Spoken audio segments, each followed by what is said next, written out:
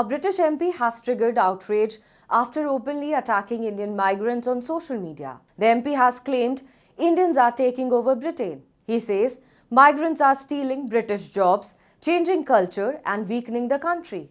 His name is Rupert Lowe. He represents Great Yarmouth constituency, which has less than 1% Indians of its total population. And he represents the Britain that India bid farewell 7 decades ago. His exact words, "Stop importing millions of Indians." And then came the line that exploded online. "If that makes me racist, then so be it."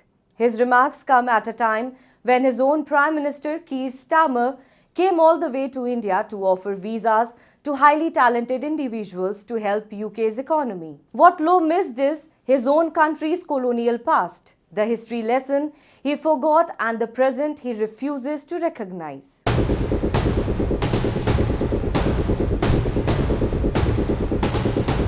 Here is the part Rupert Lowe hopes his voters never look up. A white paper by the Aston India Centre at Aston University traces 4 waves of Indian migration to the UK and what each one delivered for the British economy and society. The paper is documented evidence-based history. Wave 1. Post-World War II, Britain was shattered. Its industries were broken, its workforce depleted, its public services stretched to collapse. Indian migrants arrived to fill the gaps, manufacturing, transport, the foundations of what became the National Health Service. Wave 2. In 1972, Idi Amin expelled tens of thousands of Asians from Uganda, many of them Indian origin holders of British passports. Britain was obligated to take them. Many of the political establishment grumbled. Those same families went on to build businesses, revive local economies, and create the enterprise culture that transformed cities like Leicester and Birmingham. Wave 3. The knowledge economy. Indians arrived as doctors, engineers, IT professionals, and financiers.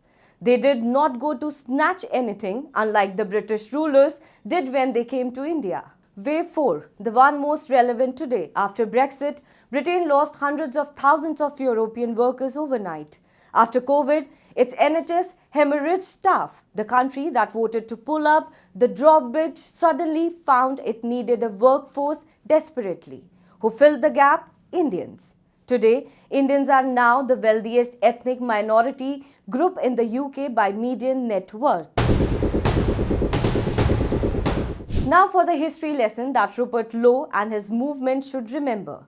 A research published by Columbia University Press calculated that Britain drained approximately $40 trillion from India between 1765 and 1938. For context, that is 17 times the entire annual GDP of the UK today. This was organized systematic theft on a civilizational scale. Here is how it worked. The East India Company began collecting taxes from Indian peasants and weavers. It then used a portion of those very tax revenues, money already taken from the Indians, to buy Indian goods, which were then shipped to Britain for free. The Indians were paid with their own money and they did not even know it. The Industrial Revolution. The wealth that built Britain's cities, its railways, its empire was financed in significant part by goods stolen from the subcontinent. After 1858, Indian exports were purchased using special currency called council bills, obtainable only from London in exchange for gold and silver. The gold went to London. The Indians received rupees printed from their own tax collections. India was running a genuine trade surplus with the rest of the world for decades, and it was showing up in Britain's books as Indian debt. India was the goose that laid the golden egg. Britain called it a liability. There is one more chapter of this history that Lowe movement conveniently forgets. During World War I, over 1.5 million Indian soldiers fought for the British Empire. More than 74,000 of them died. During World War II, the Indian Army was the largest all-volunteer military force in human history. 2.5 million soldiers. They bled for a country that did not give them the right to vote in their own land. In December 2025, Lowe posted that Britain was built by British men and women, dismissing the role of immigrants in the country's development. Britain today is caught in a contradiction of its own making. On one side, its NHS is dependent on Indian doctors and nurses. Its tech sector runs on Indian engineers. Its care homes are staffed by Indian workers. According to ONS figures, 20% of all employed jobs in the UK as of December 2025 were held by non-UK nationals, approximately 6.5 million jobs. On the other side, net migration has already nearly halved, following from 9.4 lakh in 2023 to 1.7 lakh by December 2025. Indians are now the single largest group leaving the UK. Around 75,000 Indian students and workers departed last year alone. Rupert Lowe said if his comments makes him racist, so be it. He at least had the honesty to define himself, but the historical record defines him more precisely than he would like. The countries whose cultural identity he is defending was built with stolen Indian wealth, maintained by Indian soldiers' blood, rebuilt after 2 world wars by Indian labor, kept alive during a pandemic by Indian doctors and nurses, and currently powered in its hospitals and technology sector by Indian professionals. The Aston India Centre white paper launched in the House of Lords said the Indian diaspora is not a burden on Britain. It is woven in the country's growth story, its competitive advantage and its future. Britain owes India an honest reckoning with its history. What it is getting instead from politicians like Lowe is revisionism dressed up as patriotism.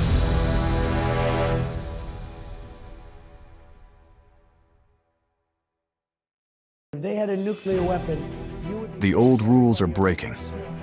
Alliances are shifting. Apologise again to the victims of the paedophile Jeffrey Epstein. Wars are redrawing maps. Oil routes can shake economies overnight. One election in America can impact markets in Mumbai. no tax on tips. One move by China can alter the balance in Asia. One conflict in West Asia can hit every Indian household. This is no longer a distant story. This is our story. Your story. Because for the first time in decades, India is not watching from the sidelines. India is rising. India is negotiating. India is balancing rivals. India is building military strength. India is shaping trade routes. India is becoming central to the new global order. And yet, most global news is still told through someone else's lens. Washington's lens, Beijing's lens, London's lens. But where is India's lens? Where is the platform that explains the world from our perspective? Welcome to India's Axis, a new destination for geopolitics, strategy and power seen through India's eyes. From Neighborhood Watch to the biggest global stories that matter to you. Why tensions in the Taiwan Strait matter to India. How one move by China can affect India's security. What turmoil in Pakistan means for regional stability. How Bangladesh, Sri Lanka, Nepal, and Bhutan shape India's neighborhood. Why oil choke points can hit your wallet. How wars abroad can reshape India's security. This is not noise. This is not shouting. This is not recycled headlines. This is sharp, intelligent storytelling.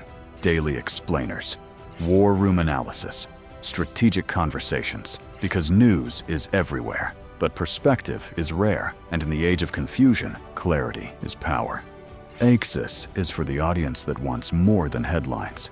The axis of global power is shifting. India is at the center of that shift. It's time the world was explained accordingly. To understand the world through India's strategic lens. Subscribe now.